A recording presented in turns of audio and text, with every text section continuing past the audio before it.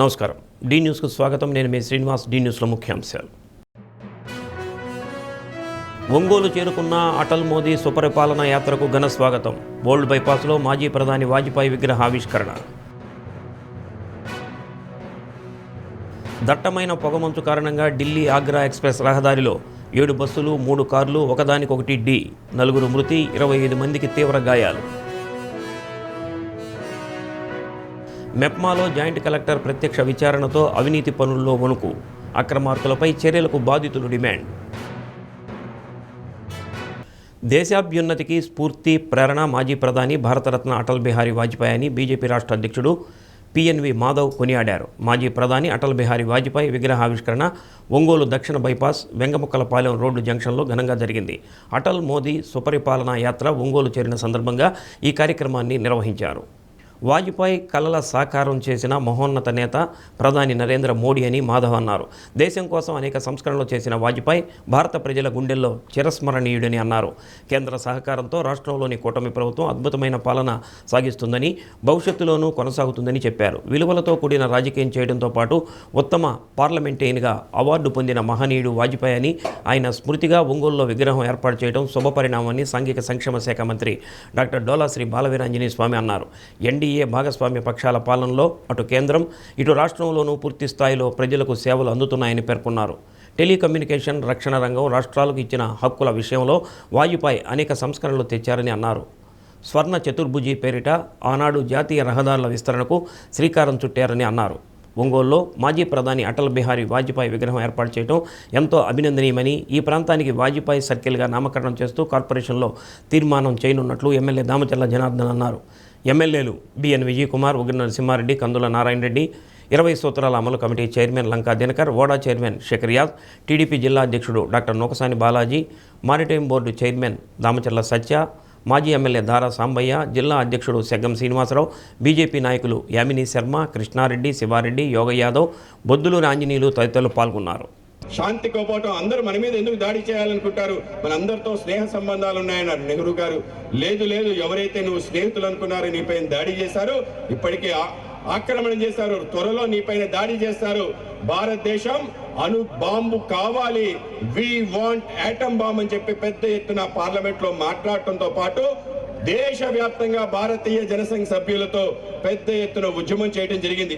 ఆ రోజు ప్రతి ఊర్లో వి వాంట్ యాటమ్ బాంబ్ అని ఉద్యమం చేస్తుంటే వీళ్ళు ఫ్యాసిస్టులు, హిట్లర్ వారసులు ఈ దేశంలో యుద్ధోన్మాదంతో ఉన్నారని ఆ రోజు కమ్యూనిస్ట్ పార్టీలు, కాంగ్రెస్ పార్టీలు ఎద్దేవా చేసేవాళ్ళు. కానీ వాజ్పేయి గారు చెప్పారు, రష్యాకి బాంబు ఉంది, చైనాకి బాంబు ఉంది, అమెరికాకి బాంబు ఉంది, వీళ్ళందరూ బాంబులు పెట్టుకొని నీ పైన నియంత్రణ చేసి నీ పైన అధికారం ఎందుకు చెలాయిస్తున్నారు, నువ్వెందుకు వారికి లొంగుతున్నావు అంటే నీ దగ్గర బాంబు లేదు కాబట్టి. కనుక నీ దగ్గర బాంబు ఉంటే వాళ్ళ పైన వేయడానికి కాదు, వాళ్ళకి భయాన్ని కలిగించడానికి. కనుక భారతదేశంలో తప్పనిసరిగా అణువాయుధం కావాలని 1961లో పార్లమెంట్లో మాట్లాడి ఒక ప్రైవేట్ బిల్లు పెట్టి దేశవ్యాప్తంగా ఉద్యమం చేసిన వ్యక్తి అటల్ బిహారీ వాజ్పేయి గారు. సత్ప్రవర్తన, విలువలతో కూడా రాజకీయాలు చేస్తూ ఉత్తమ పార్లమెంటేరియన్గా అవార్డు తీసుకున్నటువంటి మాజీ ప్రధాని శ్రీ స్వర్గీయ అటల్ బిహారీ వాజ్పేయి గారి యొక్క విగ్రహావిష్కరణ పెట్టుకోవటం చాలా అదృష్టం.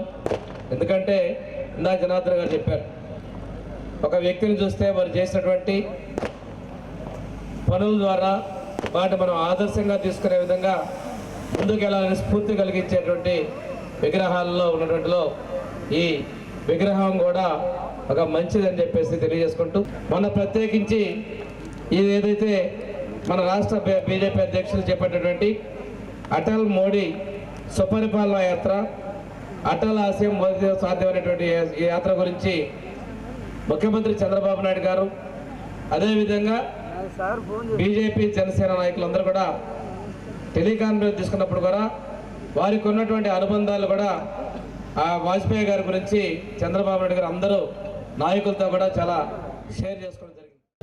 మన ఒంగోలులో ఒక మహానాయకుడి విగ్రహాన్ని ఈరోజు ఏర్పాటు చేసుకోవటం, మన బాబు గారు అయితే ఎప్పుడు చెప్తా ఉంటారు, ఎన్టీ రామారావు గారి విగ్రహం ఓపెన్ వచ్చినప్పుడల్లా చెప్తా ఉంటారు, ఏదైనా ఒక మంచి కార్యక్రమానికి పోయేటప్పుడు ఆ విగ్రహాన్ని, ఆ మహానాయకుడిని చూసి వెళ్తే తప్పకుండా కూడా ఆ పని అవుద్దని చెప్పేసి మన చంద్రబాబు నాయుడు గారు ఎప్పుడు చెప్తూ ఉంటారు.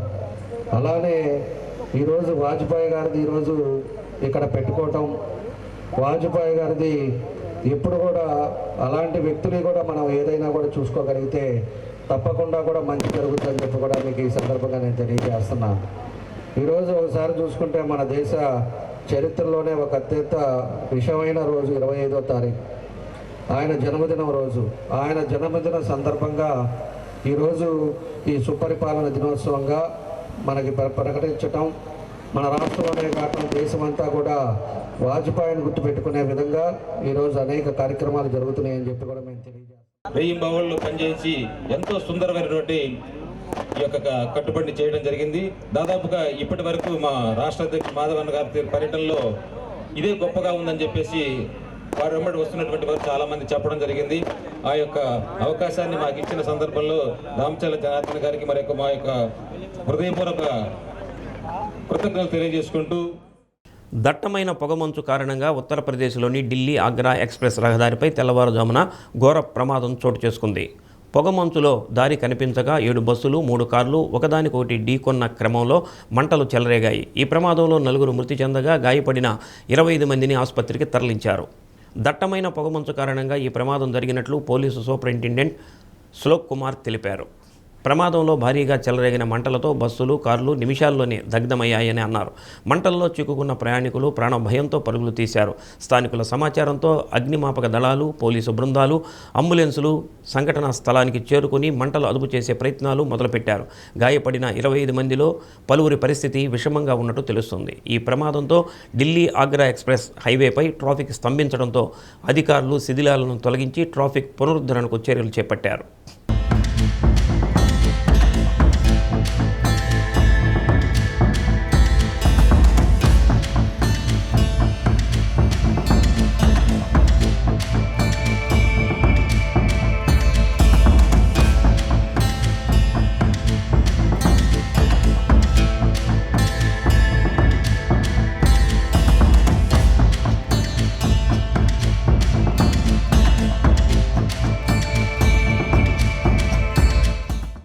పద్నాలుగు భాషల్లో 40,000కు పైగా పాటలు ఆలపించి కోట్లాది మంది అభిమానులను సంపాదించుకున్న స్వర సార్వభౌముడు ఎస్పి బాలసుబ్రహ్మణ్యం అని మాజీ ఉపరాష్ట్రపతి ముప్పవరపు వెంకయ్యనాయుడు అన్నారు. తెలుగు సినిమా సంగీతానికి ఘంటసాల బాలసుబ్రహ్మణ్యం స్వర్ణయుగం తెచ్చారని, పాటలను సుసంపన్నం చేసి పట్టాభిషేకం చేశారని కొనియాడారు.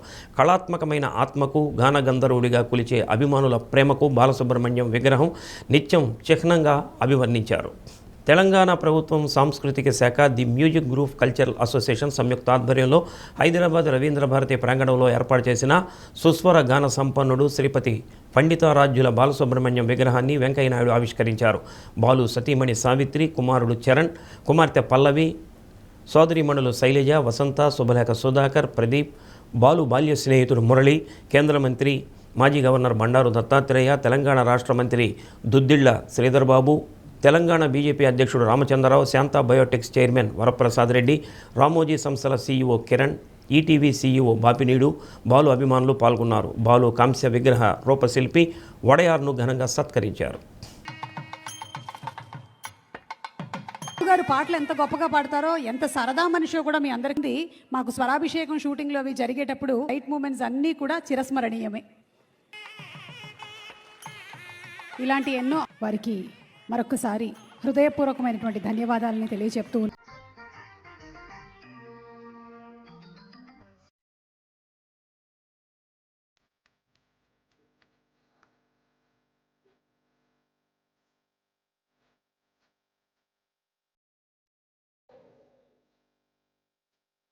శ్రీ బాలప్రసాద్ గారు. ఇక్కడి నుంచి పండితురాడ్యుల బాలసుబ్రహ్మణ్యం గారిని మనసారా అభిమానించే మీ అందరికీ మరొకసారి హృదయపూర్వక నమస్కారాలు, అభినందనలు తెలియజేస్తున్నాను. ఈరోజు మనం ఒక పరిపూర్ణ కళాకారుణ్ణి, గొప్ప వ్యక్తిత్వం ఉన్న ప్రతిభామూర్తిని గుర్తు చేసుకుంటున్నాం. సంస్కారవంతుడు, స్నేహశీలి, మృదు స్వభావి, నిత్య కృషీవరుడు, అయిన శ్రీ బాలసుబ్రహ్మణ్యం గారిని గాయకుడిగా, గాత్రదాన కళాకారుడిగా, నటుడిగా, సంగీత దర్శకుడిగా, వ్యాఖ్యాతగా, మరి తనలో ఉన్న బహుముఖ ప్రజ్ఞతో ప్రేక్షకులకు ఆయన ఆనందాన్ని పంచారు. స్వర్ణయుగం కూడా తీసుకొచ్చారని చెప్పవచ్చు. వీళ్ళిద్దరూ కలిసి తెలుగు సంగీత ప్రపంచానికి స్వర్ణయుగం తీసుకొచ్చారని చెప్పని చెప్పవచ్చని మీ అందరికీ కూడా మనం చేస్తున్నాను. రాయినైనా కరిగిస్తుంది సంగీతం అని చెప్పి అంటుంటారు మన పెద్దవాళ్ళు. పశుపక్ష్యాదులు సైతం సంగీతానికి స్పందిస్తూ ఉంటాయి, రేచి నాట్యం చేస్తూ ఉంటాయి. అలాంటి సంగీత సరస్వతి పుత్రుడైన యొక్క శ్రీ బాలసుబ్రహ్మణ్యం గారిని మనం ఇవాళ వారి విగ్రహ ప్రతిష్ఠ చేయడం ఏంటంటే నవతరానికి, యువతరానికి, రేపటి తరానికి ఈ మహానుభావుడు ఇలా ఉండేవాడని చెప్పని గుర్తు చేయడం కోసం మాత్రమే మనం వారికి అక్కడ విగ్రహ ప్రతిష్ఠ చేశామని చెప్పి మీ అందరికీ మనం చేస్తున్నాను. బాలు గారిలో ఉన్న ఒక గొప్ప వ్యక్తిత్వ వికాస నిపుణుడు అన్నారు.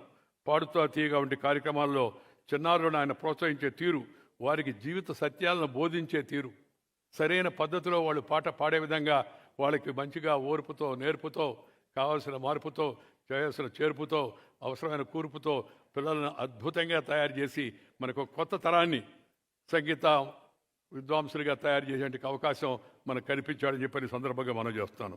ఆయన కళాత్మక ఆత్మకు, అభిమానుల ప్రేమకు నిత్య స్మృతి చిహ్నం ఇది అని చెప్పని నేను అనుకుంటున్నాను. ఇలాంటి కార్యక్రమాలు యువతరానికి మన సంస్కృతిని, గొప్ప కళాకారు గొప్పతనాన్ని తెలియజేయడానికి ఎంతో ఉపకరిస్తాయి. మన భాషను, సంస్కృతిని రక్షించుకోవడమే బాలు గారికి మనం ఇచ్చే విలక్షణమైన నివాళి. వారు సమాజం నుంచి కోరుకునేది కూడా అదే అని చెప్పని ఈ సందర్భంగా నేను మనవి చేస్తూ ఈ విగ్రహం ఏర్పాటు దిశగా చొరవ తీసుకున్నందుకు తెలంగాణ సాంస్కృతిక మంత్రిత్వ శాఖను మరొకసారి హృదయపూర్వకంగా నేను మనసారా అభినందిస్తున్నాను. అటల్ మోదీ సుపరిపాలనా యాత్ర సందర్భంగా ఒంగోలు దక్షిణ బైపాస్ వెంగముకలపాలెం కూడలిలో మాజీ ప్రధాని అటల్ బిహారీ వాజ్పేయి విగ్రహాన్ని బీజేపీ రాష్ట్ర అధ్యక్షుడు మాధవ్, రాష్ట్ర మంత్రి డాక్టర్ డోలా శ్రీ బాలవీరాంజనేయ స్వామి, ఎమ్మెల్యేలు దామచర్ల జనార్దన్, బిఎన్ విజయ్ కుమార్, ఉగ్ర నరసింహారెడ్డి, 20 సూత్రాల అమలు committee chairman Dinakar, OUDA chairman Sheikh Riyaz, TDP జిల్లా అధ్యక్షుడు Nukasani Balaji, maritime board chairman Damacharla సత్యనారాయణతో కలిసి ఆవిష్కరించారు. అటల్ మోదీ సుపరిపాలన యాత్రకు ఒంగోలు దక్షిణ బైపాస్ కూడలిలో పార్టీ శ్రేణులు ఘన స్వాగతం పలికారు. మాజీ ఎమ్మెల్యే దారా సాంబయ్య, రాష్ట్ర అధికార ప్రతినిధి యామిని శర్మ, జిల్లా అధ్యక్షుడు సెగ్గం శ్రీనివాసరావు, నాయకులు యోగ యాదవ్, బొద్దులు ఆంజనేయులు, శివారెడ్డి తదితరులు పాల్గొన్నారు.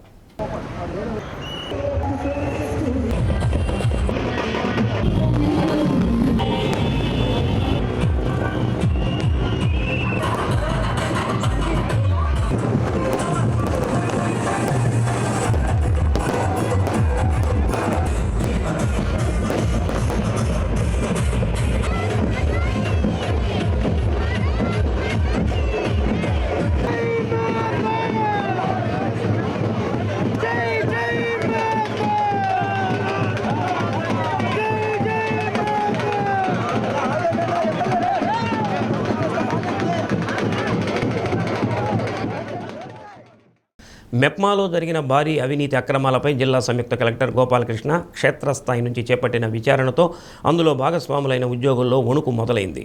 బోగస్ గ్రూపులు ఏర్పాటు చేసి లక్షల రూపాయలు దోచుకున్నారన్న ఆరోపణలపై సాక్ష్యాధారాలతో బాధితులు చెబుతున్న స్టేట్మెంట్ను వీడియోలోనూ రికార్డుల్లోనూ పొందుపరచడంతో అక్రమార్కుల్లో ఆందోళన మొదలైంది.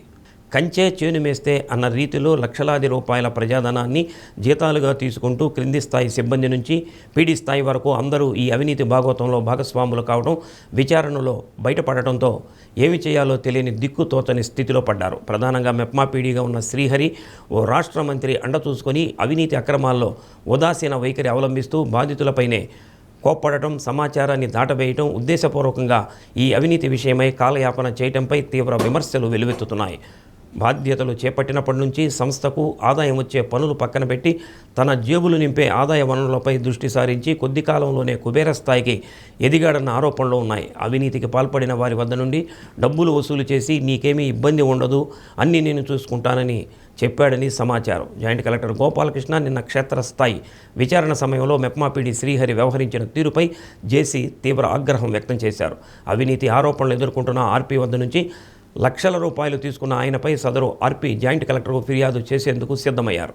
స్వయం సహాయక సంఘాల ద్వారా మహిళాభివృద్ధికి ప్రభుత్వాలు కేటాయించిన నిధులను పక్కదారి పట్టించి పూర్తిగా అవినీతిలో కూరుకుపోయి అమాత్యుల అండదండలతో చెలరేగిపోతున్న ప్రజా కంటకులైన ఇలాంటి అధికారులు, సిబ్బందిపై ఎలాంటి కఠిన చర్యలు తీసుకుంటారో అన్న ఆసక్తి ప్రజల్లో నెలకొంది.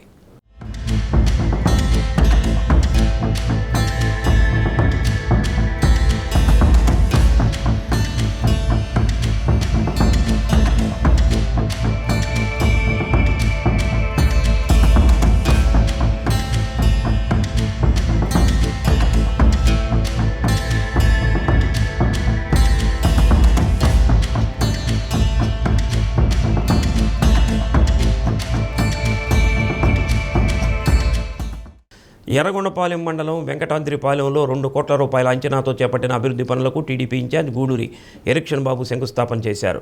గుంజివారిపల్లి, వెంకటాద్రిపాలెం గ్రామాలకు వెళ్లేందుకు సీసీ రోడ్లను ఏర్పాటు చేస్తున్నారు. నియోజకవర్గంలో అనేక అభివృద్ధి పనులు జరుగుతున్నాయని అన్నారు. కార్యక్రమంలో పలువురు అధికారులు, కూటమి నాయకులు పాల్గొన్నారు.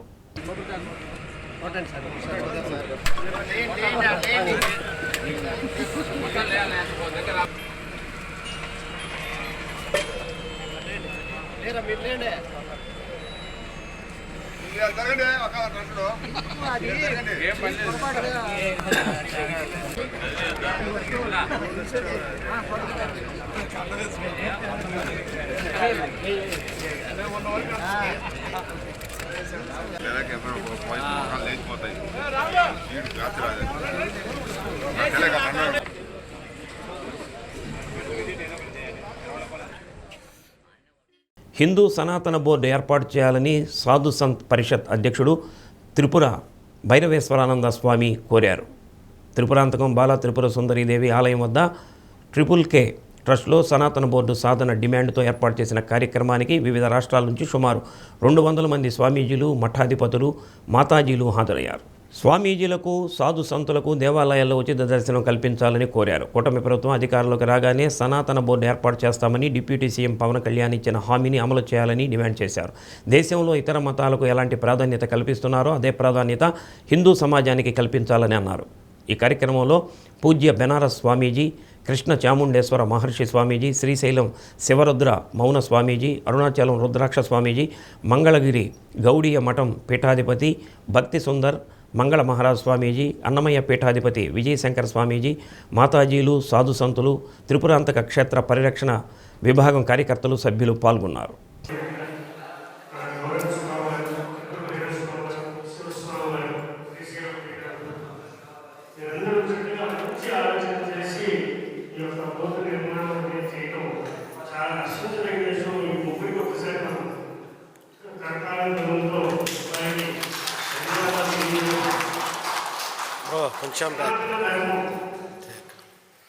ఉండబట్టి హిందువులు జీవించడానికి ఉన్న పరిస్థితులు తెలుస్తుంది. కానీ పరిస్థితి ప్రకారం చూసినట్లయితే మన యొక్క ఆయు ప్రమాణంలో చూసుకున్న ఇంకా కొన్ని 30 సంవత్సరాల వరకు మాత్రమే సనాతన ధర్మం పాటించేవాడు కనపడుతుంది. మన పిల్లలు ఎలా ఉన్నారు ఇప్పుడు? ఆడపిల్లలు కానీ మగపిల్లలు కానీ దేవాలయాలకు వెళ్ళాలని ఆలోచన లేదు, దేవుడు అంటే నమ్మకం లేదు. దేవుడు ఎలా ఉన్నాడు, ఏ దేవుడు పేరంటే కూడా సరిగ్గా తెలియని పరిస్థితుల్లో మన పిల్లలు పెంచుతున్నాం. ఏ ఒక్కరికి కూడా సరిగ్గా భగవద్గీతలో ఒక శ్లోకం అంతకంటే సంతోషంగా వెళ్ళాలి. ఎవరు కూడా చిన్న చిన్న అలిగేషన్ కూడా లేకుండా మీ యొక్క మనసులో ఏదైతే ఉందో ఆ యొక్క సంకల్పాన్ని తక్కువ టైంలో ఎక్కువ మెసేజ్ ఇవ్వండి. ఎంతసేపు మాట్లాడేమో కాదు, ఎంత కుక్కగా, ఎంత సైలెంట్గా, ఎంత మంచి పాయింట్స్ ఉండేవనేది ఆలోచించుకొని దైవుడికి కాబట్టి ఏ పాయింట్స్ మీద మాట్లాడాలి, ఈ యొక్క సనాతన బోధన ఏ విషయాలు మనం చర్చించాలి అనేది మీరు ముందుగా ఆలోచన చేసుకోండి. మీ యొక్క ఆలోచన అన్నీ కూడా ఇక్కడ మనం రాసుకోవడం జరుగుతుంది. ఈ ఆలోచనకి కలిసి కూడా అంటే ఒకే పదంగా స్వామీజీ వారు చెప్పారు, మీ మనసులో ఉన్నది మీరు ఒక తీరు చెప్పచ్చు, అదే పని ఇంకో తీరు ఇంకో చెప్తారు. సో తీరు కూడా కావు. కాబట్టి ఇవన్నీ కూడా మీ చెప్పే యొక్క ఆలోచన అన్నీ కూడా వాళ్ళు కట్టుకు తీసుకొని మనం ఒక మెమోరాండం ఏర్పాటు చేస్తూ ఉన్నాం. మీ అందరూ కూడా తర్వాత ఈ కార్యక్రమం అయిపోయిన తర్వాత సాయంత్రం 5 గంటల దాకా జరుగుతూ ఉంది. ప్రతి ఒక్కరు కూడా సాయంత్రం 5 గంటల దాకా ఉండాలి. అయితే ఈ కార్యక్రమానికి రాకముందు ఒక ముగ్గురు స్వామీజీలు మాత్రం రిక్వెస్ట్ చేశారు, అయ్యా మా పరిస్థితి మేము ఇన్ని గంటలాగా ఉంటామని. తప్పని పరిస్థితిలో వాళ్ళు ముగ్గురే మాత్రమే నేను అన్నది ఎవరు జరుగుతుంది. తర్వాత మళ్ళీ ఎవరు తీరు కాకూడదు. అద్దంకి పురపాలక సంఘం రూపొందించిన మాస్టర్ ప్లాన్లో అభ్యంతరాలు ఉంటే టౌన్ ప్లానింగ్ విభాగం కమిషనర్కు లిఖితపూర్వకంగా తెలియచేయాలని టౌన్ ప్లానింగ్ అధికారి శ్రీలక్ష్మి తెలిపారు. మాస్టర్ ప్లాన్ను కమిషనర్ రవీంద్ర టీపీఓ శ్రీలక్ష్మి కలిసి ఆవిష్కరించారు. మాస్టర్ ప్లాన్ను కార్యాలయం, నోటీస్ బోర్డు అన్ని ప్రభుత్వ కార్యాలయాల వద్ద అందుబాటులో ఉంచామని, అద్దంకి పురపాలక సంఘం పరిధిలో 20 సంవత్సరాల అభివృద్ధిని దృష్టిలో ఉంచుకుని మాస్టర్ ప్లాన్ రూపొందించినట్లు శ్రీలక్ష్మి తెలిపారు. అభ్యంతరాలు ఉంటే 2026 లోపు తెలియచేస్తే కమిటీ ద్వారా మార్పులు చేర్పులు చేసి మరో మాస్టర్ ప్లాన్ రూపొందించడం జరుగుతుందని అన్నారు. వాళ్ళ దాంట్లోకి వచ్చింది అంటాడు, వాళ్ళ దాంట్లోకి అది యాక్చువల్గా అయితే 100 ఫీట్ ఉన్నది 80 ఫీట్కి చేంజ్ చేశారు అన్నాడు. అది చూసుకుంటే యాక్చువల్గా అది వాటర్ బాడీ ఉంది, అందులో వాటర్ బాడీలో మనం మార్చలేం కదా, ఇటువంటివన్నీ ఉంటాయి. ఇది ఒక బోర్డు తయారు చేసి బోర్డు మీద పెట్టి బయట పెట్టాడు. టౌన్ ప్లాన్ సెక్షన్లో కాపీ ఎంపీటీ చేసి ఇదివరకు ల్యాండ్ యూజ్ కొంచెం ప్రాబ్లం ఉంది. ఇండస్ట్రియల్ జోను, రెసిడెన్షియల్ ఏరియాలో ఇండస్ట్రియల్ జోన్ అట్లా పడింది. అట్లా అన్నీ సరి చేసి కొంచెం మిక్స్డ్ జోన్ కూడా ఉండేట్టు, మెయిన్ రోడ్ పక్కన కమర్షియల్, ఇదంతా రెసిడెన్షియల్. అబ్జెక్షన్స్ మీద కమిటీ ఉంటుంది, ఐఏఎస్ కమిటీ ఉంటుంది. డిటిసిపి గారు అండ్ ఓనుడా చైర్మన్, ఈఎల్బి కమిషనర్ గారు, ప్లస్ అక్కడ ఏవైతే ఐఏఎస్ కమిటీ ఉంటుంది, ఈ కమిటీ ఆర్డిడిటిపి గుంటూరు వారు, ఈ కమిటీ వాళ్ళు అది అబ్జెక్షన్స్ కరెక్టా కాదా అనేది ఫైనల్ చేసి అప్పుడు అవి కరెక్ట్ అయితే మళ్ళీ ఫోర్స్లో తీసుకొని మళ్ళీ డ్రాఫ్ట్ చేంజ్ చేసి జీవో ఇష్యూ చేస్తారు. గవర్నమెంట్కి జీవో వస్తుంది, దాన్ని గజెట్ చేస్తారు. ఈ ఐఎల్యూపీ అని ఒక మ్యాప్ ఉండేది. మ్యాప్ అంటే ఈ రోడ్లు ఇట్లా ఉండాలి, ల్యాండ్ యూజ్ ఇట్లా ఉండాలి, అంటే రెసిడెన్షియల్, కమర్షియల్, ఇండస్ట్రియల్ ఇక్కడ ఇవి ఇన్కార్పొరేట్ చేసి గతంలో తయారు చేశారు ఐఎల్యూపీ. అంటే మన మున్సిపాలిటీ కాకముందు. తర్వాత ఏం చేసిందంటే గవర్నమెంట్ స్టేట్ మొత్తానికి ఒక మాస్టర్ ప్లాన్ రాబోయే 20 సంవత్సరాలు దృష్టిలో పెట్టుకొని ఈ ఊరు ఇట్లా డెవలప్ చేయాలని చెప్పేసి residential, commercial, industry zone, mixed zone, ఇప్పుడు రోడ్స్, డ్రైనేజ్ సిస్టము మొత్తం టౌన్లో ఎక్కడెక్కడ ఏ ల్యాండ్ ఉండాలి, ఇండస్ట్రీలు కొంత పార్టు, రెసిడెన్షియల్ ఇట్లా అని చెప్పేసి డివైడ్ చేసి జిఐఎస్ బేస్డ్ మాస్టర్ ప్లాన్ అని చెప్పేసి స్టేట్ మొత్తం మీద కొన్ని కన్సల్టెన్సీకి ఇచ్చారు. వాళ్ళు జిఐఎస్ బేస్డ్ మాస్టర్ ప్లాన్ని రుద్రాభిషేక్ అనే కన్సల్టెన్సీ వాళ్ళు మనకి గతంలో ఈ మ్యాప్ తయారు చేస్తున్నారు. 2017 నుంచి జరుగుతుంది ప్రాసెస్లో. కొన్ని సర్వే నెంబర్లు అవన్నీ కరెక్ట్ చేసేసి ఎఫ్ఎంబీలు అన్నీ తీసుకొచ్చి land use, government lands, layouts ఎక్కడెక్కడ ఉన్నాయనేది, అంటే రోడ్స్ 60 ఫీటు 40 ఫీటు రోడ్స్ ఏంటంటే మాస్టర్ ప్లాన్లో 40, 60, 80, 120 ఇట్లా ఉంటుంది. ఆ రోడ్స్ ఇన్కార్పొరేట్ చేసి ఫ్యూచర్లో ఆ రోడ్డు డెవలప్ చేసుకుంటే మన ఊరు కొంచెం ట్రాఫిక్ ఇట్లాంటి ఇబ్బందులు లేకుండా వాళ్ళు తయారు చేశారనమాట. దీన్ని మాస్టర్ ప్లాన్ అంటారు. ఇది ల్యాండ్ యూజ్, రోడ్స్, మన ఊరు డెవలప్మెంట్ కోసం తయారు చేశారు. దీన్ని ఒంగోలు అర్బన్ డెవలప్మెంట్ వాళ్ళు 13/12/2025 తేదీన పబ్లికేషన్ చేశారు. ఇప్పుడు మనకి రేపు 13/1/2026 తేదీలోపు ఎవరైతే వాళ్ళ ల్యాండ్లో ఏదైనా పొరపాటున జోనింగ్ కానీ లేకపోతే రోడ్స్ కానీ ఏదైనా మిస్టేక్స్ సర్వే నెంబర్స్ కానీ పడి ఉంటే అబ్జెక్షన్స్ స్వీకరిస్తాం. వాళ్ళు ఆ తేదీలోపు మనకి అబ్జెక్షన్స్ ఉంటే మున్సిపల్ కార్యాలయానికి 10 వేళల్లో డైరెక్ట్గా వచ్చి ఇచ్చినా పర్వాలేదు, బై మెయిల్ ఐడి మా అద్దెకి మున్సిపాలిటీ మెయిల్ ఐడికి సెండ్ చేసినా పర్వాలేదు. అబ్జెక్షన్స్. అద్దంకిలో అమరజీవి పొట్టి శ్రీరాములు వర్ధంతి సందర్భంగా ఆర్యవైశ్య సంఘం ఆధ్వర్యంలో పూలమాలలు వేసి నివాళులర్పించారు. రాజధాని అమరావతిలో అమరజీవి పొట్టి శ్రీరాములు స్మృతివనం, కాంస్య విగ్రహం ఏర్పాటు చేయాలన్న ప్రభుత్వ నిర్ణయంపై శ్రీ ప్రసన్నాంజనేయ స్వామి దేవస్థానం చైర్మన్ చుండూరి మురళి హర్షం వ్యక్తం చేశారు.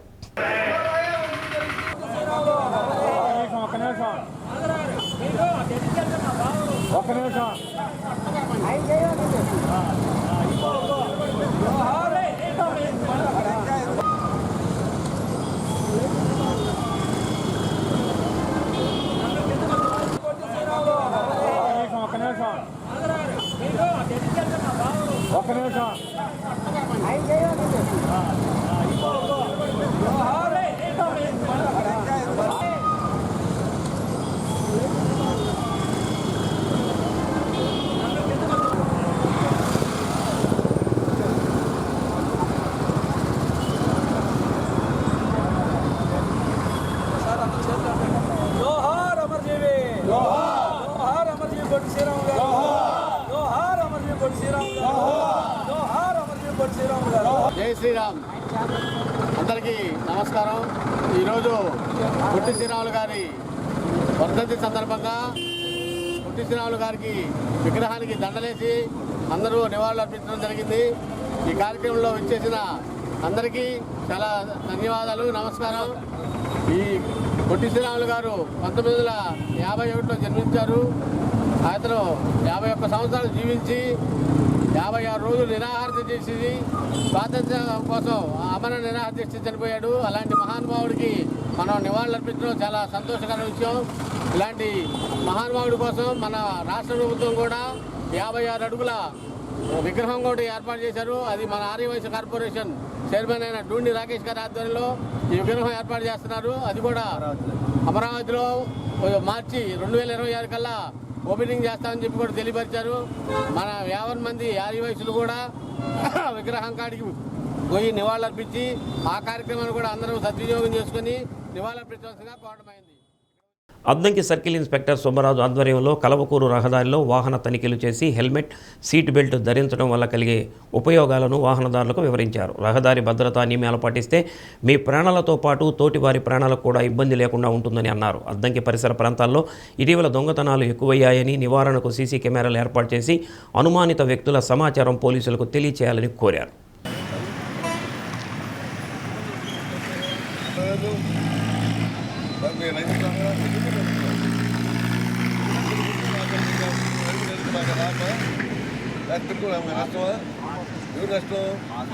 పొరపాటు నష్టపోయి తీసుకుంటాము.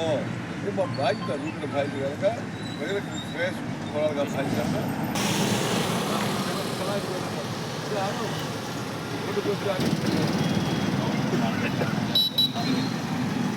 చదువుతాను, మంచి చేస్తాను అలా చెప్పాలా? మీకు అవసరం లేదా? మీకు ఐడియా లేదా? చూస్తున్న రోజు వాట్సాప్, టీవీలో, వాట్సాప్లో, సోషల్ మీడియా చూస్తున్నాం కదా. హెల్మెట్ లేకపోవడం ఇంత యాక్సిడెంట్ జరిగి ప్రమాదం జరుగుతూ ఉంటే ఒక పక్క రోజు 10 రోజులు చెప్పాలని చెప్తారు. ఎందుకు మీకు ఐడియా రావాలి కదా, రాలేదు కదా. మీ మీద బయటకు వస్తే జరిగితే ఇంకా మన వెనకాల భార్య పిల్లలు ఉన్నారు, అమ్మాయిలు మన కోసం ఎదుగుతారు, ఎదుగుతే నష్టపోతాము అంటే అయ్యి కదా, రాలేదు కదా. మనకైతే ఎదుర్కొంటాం. రేపు మన దగ్గర ఎదుర్కొంటున్నారు, ఎవరు వస్తారు మన దగ్గరప్పుడు బాగా ఉండెక్కినప్పుడు మన మీద ఇంటికి వస్తామని ఇంటికి పిల్లలు భార్య పిల్లలు అమ్మాయి ఎదుగుతాం. మా ఆయన ఇంటికి టౌన్ పోయాడు, వస్తాడు, మన మాన టౌన్ పోయాడు, కాయలు కూడా తిన్నామని ఇలా తాగారు. బయట రోడ్డు మీద తనఖా అవుతుంది, హాస్పిటల్ వాళ్ళు ఇది కానీ ఏమవుతారు వాళ్ళు ఆలోచన మనకి. మన కోసం కుటుంబం ఆధారపడింది. నల్లా పిల్లకాయలు ఉన్నారు, అమ్మాయి ఉన్నారు. ఏదైనా యాక్సిడెంట్ పొరపాటు జరిగితే లైఫ్ తీసుకే పరిస్థితి ఉంది. మన హెల్మెట్ పెట్టుకుని రోజు చూపుతారు, రోజు వెనకేం పని. మనకు మాత్రం ఐడియా ఉండాలి కదా, మన సేఫ్టీ మనం చూసుకోవాలి కదా. ఆలోచన లేదా? అవసరం లేదా? అవసరం లేదా? మాకెందుకు మా తలకాయల మీద ఎన్నప్పుడు రావట్లేకుంటే మేం చేయలేదు. బులెటిన్ ముగించే ముందు ముఖ్యాంశాలు మరోసారి. ఒంగోలు చేరుకున్న అటల్ మోదీ సుపరిపాలన యాత్రకు ఘన స్వాగతం. ఓల్డ్ బైపాస్లో మాజీ ప్రధాని వాజ్పేయి విగ్రహ ఆవిష్కరణ. దట్టమైన పొగమంచు కారణంగా ఢిల్లీ ఆగ్రా ఎక్స్ప్రెస్ రహదారిలో 7 బస్సులు 3 కార్లు ఒకదానికొకటి ఢీ. 4 మృతి, 25 మందికి తీవ్ర గాయాలు. మెప్మాలో జాయింట్ కలెక్టర్ ప్రత్యక్ష విచారణతో అవినీతి పనుల్లో వణుకు. అక్రమార్కులపై చర్యలకు బాధితులు డిమాండ్. డి న్యూస్లో నేటి మాట. ధర చూడకుండా వస్తువును కొనగలిగే స్థాయికి ఎదగాలంటే సమయం చూడకుండా కష్టపడే తపన నీలో కలగాలి.